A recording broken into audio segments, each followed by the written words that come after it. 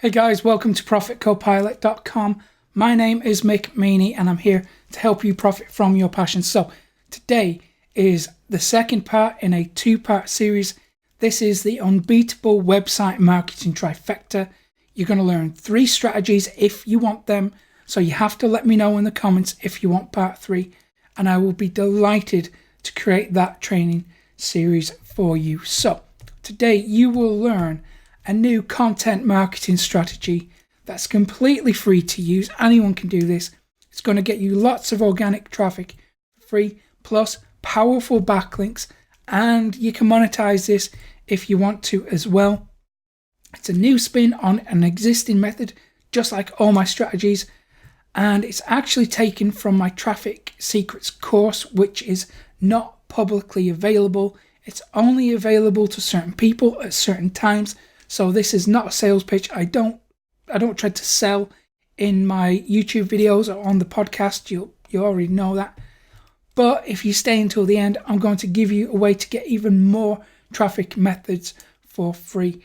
So that's an extra bonus that I'll tell you about at the end. So make sure that you watch all the way through.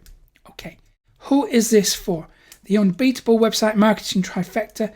Today we're delving into content marketing. So who is this for?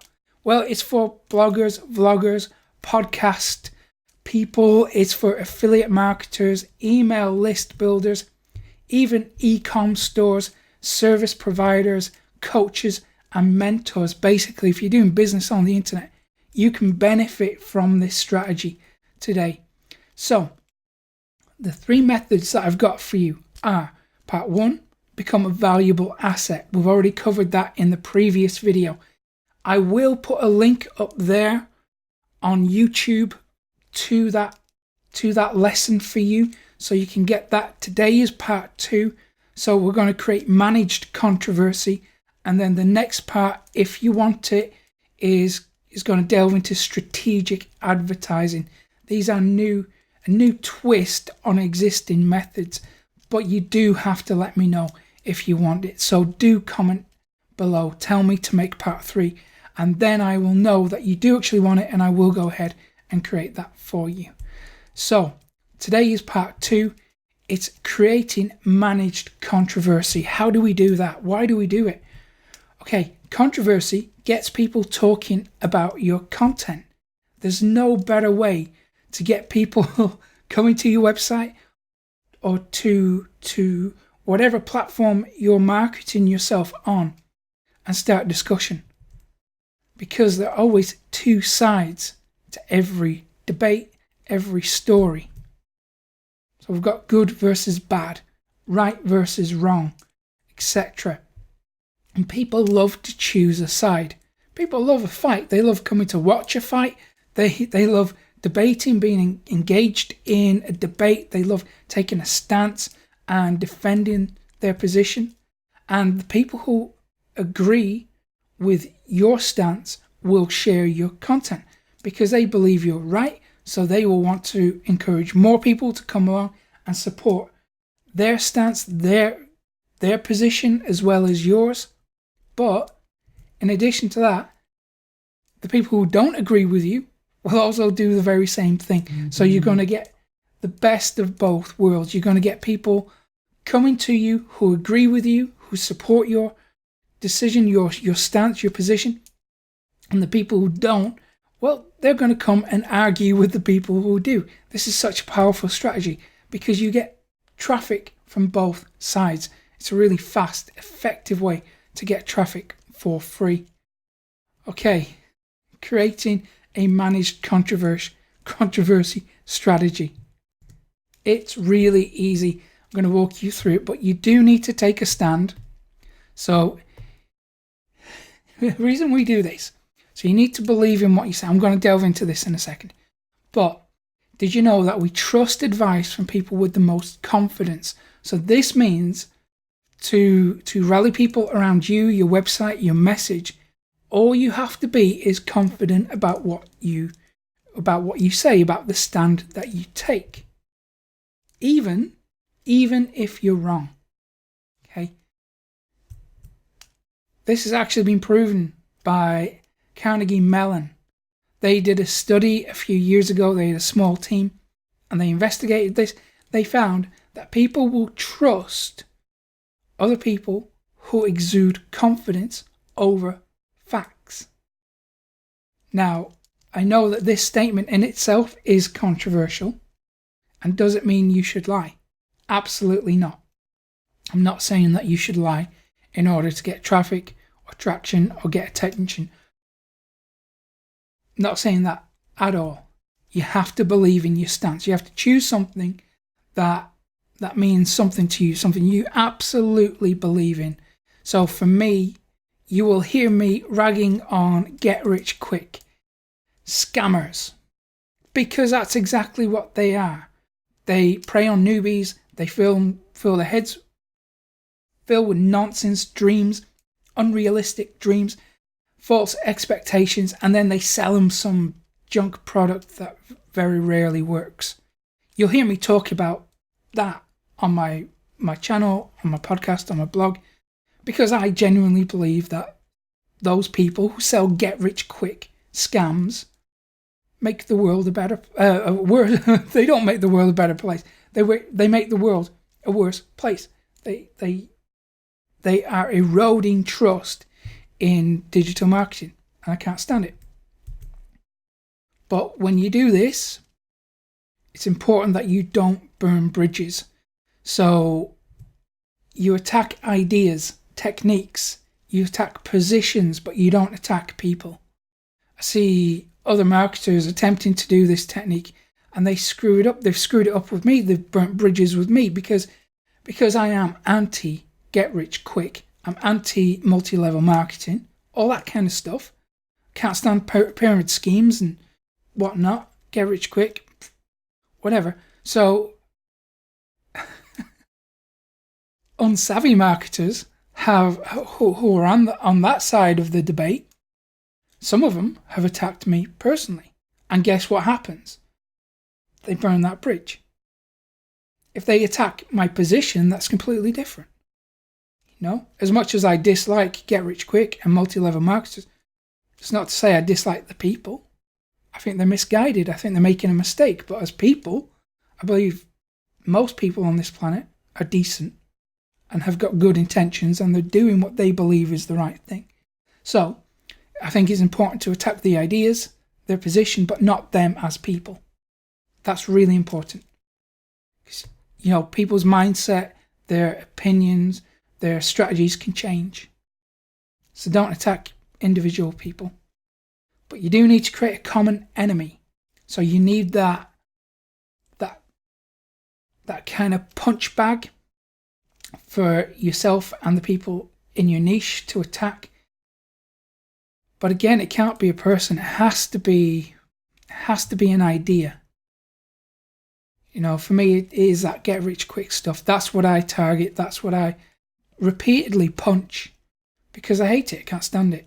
And if you're consuming Profit Copilot content, then you probably hate it too, because I repel the people who are drawn to get rich quick.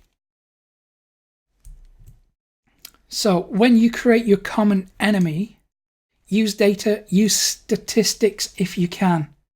So instead of just having an opinion, let the facts do the work. Let that become the point, the talking point. You don't want it to be about you or your website. That's what you want to avoid. I'll show you how in a second. But for now, make sure that all attention, all focus is on the facts, the data, the stats. So how do you create this common enemy? Well, we need to manufacture one. So thankfully, most niches already have a common enemy. Excuse me. I need coffee. So you need to know who that common enemy is. I should have actually said what that common enemy is instead of who. And you have to know what it stands for, what it represents, what it means.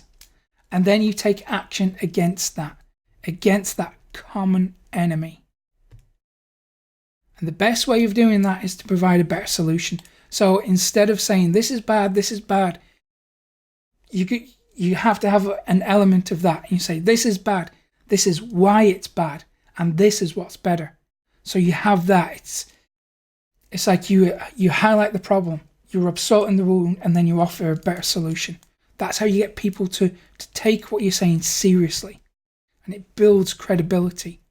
Because you're giving people something new, something that they haven't seen before, or something they haven't encountered. So in addition to having all the people who agree with you on your side, what you're going to do is tip people who are on the fence over to your way of thinking and build your audience as a result.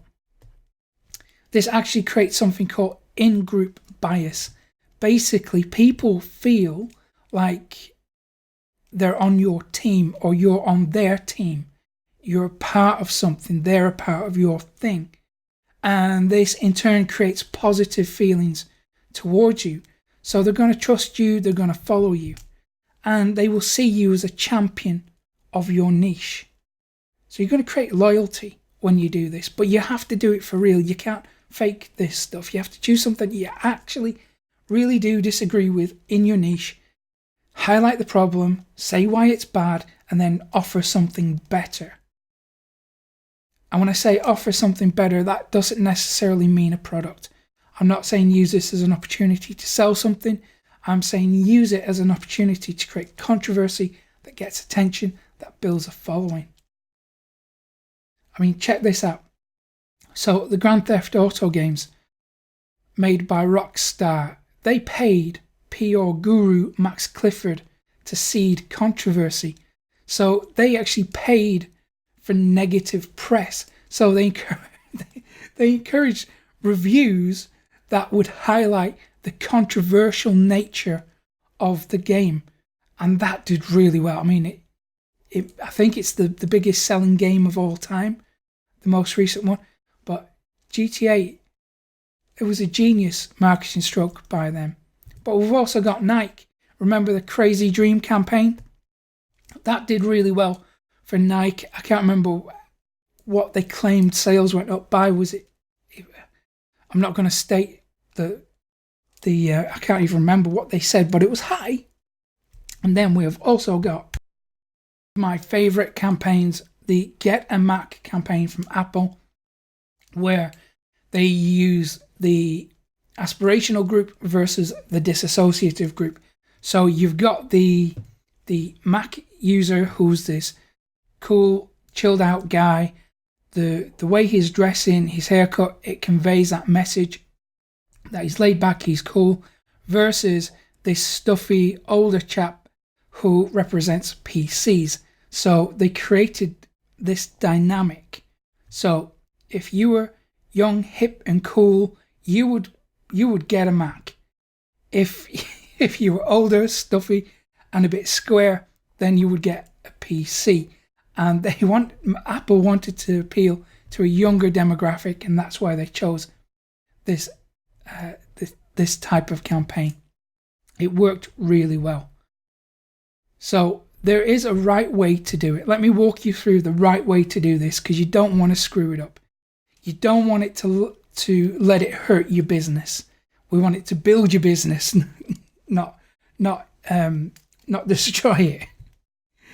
So we want to make sure that nobody's mad at you. Okay, sometimes that just can't be helped. You know, there's kind of assholes everywhere, and they take things completely the wrong way, and you can't control that. I've experienced it myself, where I've had marketers personally attack me because of my stance against their get-rich-quick scams. Fair enough. But generally speaking, nobody is going to get mad at you when you do it like this. So you let the data speak for itself. That has got to be the main focus of the content you create, highlighting this issue. And the controversy is only about that, nothing else. It's just about the data. And in the comment section on your website, or wherever you're promoting your content, people are free to disagree with you. That's really important. So you let them argue, you let them debate amongst themselves. That's really important because you need that. I'll explain why in a second. But when you get that debate going, it gives you something even more powerful, which I'll talk about in a second. Remember, don't get personal. Don't attack individuals. Don't call anybody out. Don't name people. When you do that, you will burn bridges. So don't do that. Remember to speak in general terms. Speak about strategies, techniques, ideas, philosophies, but not individual people. Don't do it. I know from being on the receiving end of it, you tend to burn bridges. When people call you out by name, you think, well, okay, they don't, they take it too far. Then you don't want to do that. You don't want to take it too far. You just want to make it about the data and nothing else really. So the 3 important steps that you need to know to implement this strategy and do it right is to draw a line in the sand. Take a stance. Choose your side and be unapologetic about it. Don't choose something that you think you might be tempted to kind of switch sides or sway. Choose something that you fundamentally, absolutely, completely believe in and stick with it. Then you have to start the controversy. So it's not just a case of publishing this data on your website and hoping for the best. You have to tell both groups about what you've found. You can do that in forums, Facebook groups. You can even run ads for it if you want to and target both sides of the debate. Then you need to grow the controversy. How do you do this? This is awesome. So what happens is when you have people coming to your website debating in the comment section about their position, you take that controversy and you tell other people about it on social media. You spread word that there's a fight going on, there's a debate happening, and they should really come and check it out. Which side do they agree with? Where do they stand? And that will help grow the controversy and grow your traffic as a result.